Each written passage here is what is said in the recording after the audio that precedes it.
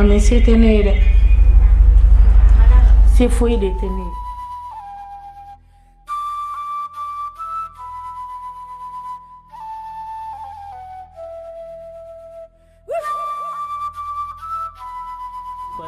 Awa ngam gacha bugolo ko man korma ko man exact. Ode chenga chene ame ko ko man galexi ake. Man ake ali pari awre fone so. Ne maro mugo kile mese gane deme. Ka jone jibiro asioro nema o elizidi. O ile tema do sa yemi intergas dina kumala. Idimiro be na bi ala kile no wala.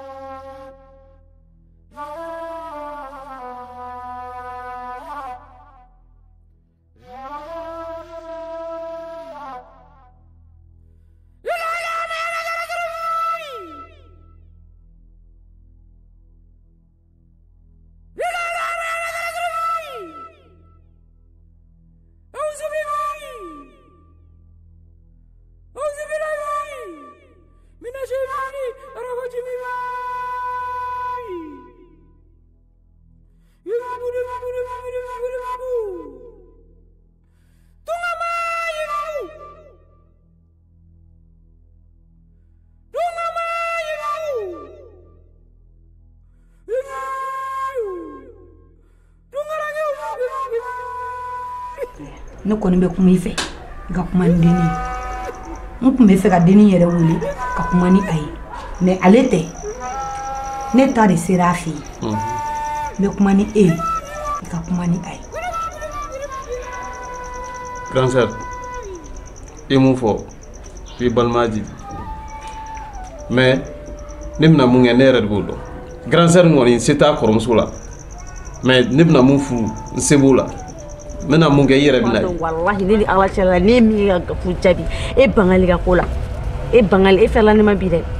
n'a fɔra ko ne ye banjɛ cɛ bɛɛ la fo e bangali e bɛ ka tila ka na ne lase ka sini ka kuma fɔ ne ɲɛna bangali a ma diya bi a ma diya sini gafo de k'o kɛ mais ala k'i sara bangali ala n'u ye kuba kojugu kɛ sa u b'u sigi k'u yɛrɛ la kasi u bɛ bamanyaji bɔw kɛ i b'a kalama kalabanciya de b'i la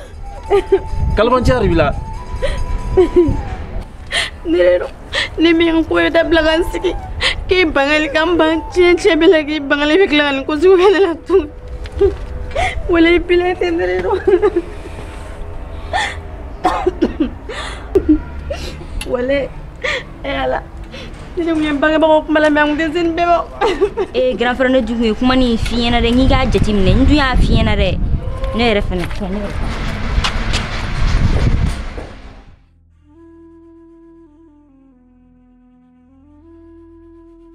Mari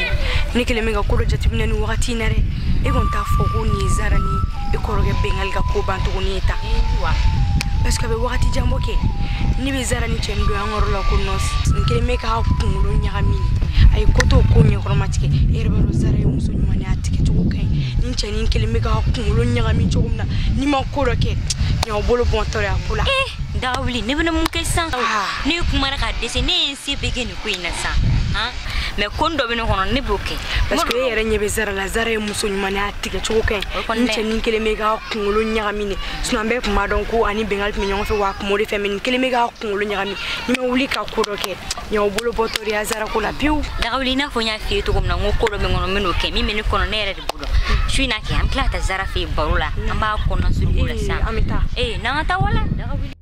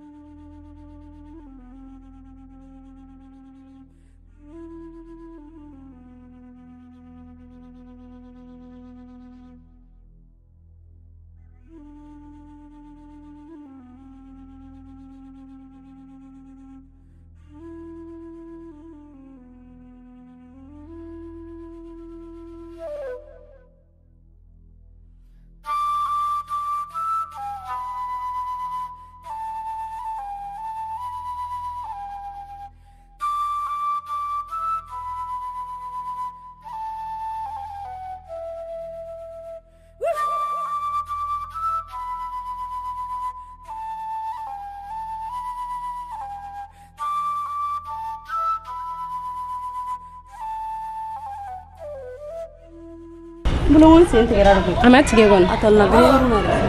mo bɛ segin on gafu e Zara mugo i ka cɛ kibaruya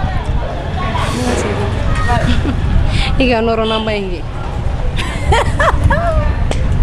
Bengali awa kɛ yakili bɛ debi ni Bengali kɔrɔmuso ka kɛlɛ in wagati awa hakili b'o ka fɛn muso ya tɔgɔ de bɛ lala awo o de bɛ ne Bengali de ne wele o kuma la ka ne lasigi wa majodi mɔgɔ si ma dɛ n ye n sigi de ka yafa de la fɛ Bengali ko ne ma ko yan tɛ ka ne la gosi ka ne kɛ ko mɔgɔ fu o kuma e t'a fɛ Zara ne b'a fɛ kɛ mais ne fɛnɛ ma a yira Bengali la i do i tɛ ne bɛ se ka vie est ce que e bolo ka bɛ hadamaden sɛbɛn sen ta mais Bengali bolo de ko n'ale tɛ ne tɛ se ka vie ou soit a bolo k'ale kelen de kɔrɔmuso ka d'a ye an bɛɛ kɔrɔmuso ka d'an ye n terimuso ta dɔn nɔni sa an tɛ bɛn cogo i ka di ne ye koyi mais a bɛ ɲini ka na kalo 6 kalo 7 bɔ n tɛ k'a ye ɲɛ la gafu nin ko ka ɲi tan n'a seginna ka na zen na e bolo ka tɛ hadamaden sen ta donc ni dɔ wɛrɛ de b'a la sisan wa Allah ijija kana ke bengani ɲɔgɔn ye dɛ Zara est-ce que bo don i b'a dɔn cɛ ninnu man ɲi wo tablette chocolat ok an k'o bɛɛ to yen sa i daga wuli yɛrɛ don fana kibaruya n famala k'i ka mami kɔnɔmaniya comme gafoli b'a fɛ ka mami kɔnɔma dɔ ayi Zara i m'o fɔ ne ye ani bɛngali ka giribaraw bɛnna mami kɛra mana kɔnɔ ta ne bɛ a nɛgɛ n k'a den fa fɔ ne ko plutôt k'ale t'o fɔ ne fana yɔrɔ janya la ne tɛ problème dɔn k'a t'a den fa dɔn wa a fa ka ko bɛ cogo min e yɛrɛ b'a dɔn sigida in na bɛɛ b'a fa bonya est ce que a fa yɛrɛ y'a gɛn taa kalo 7 ou kalo 6 a fa jiginna Zara a ko n jigin bɛ se taa kibaruya kalama i kɔni dabali banna dɛ mɔgɔ bɛ sɛgɛn ni dɔgɔnin an ka taa so ne yɛrɛ kɔngɔba de bɛ ne la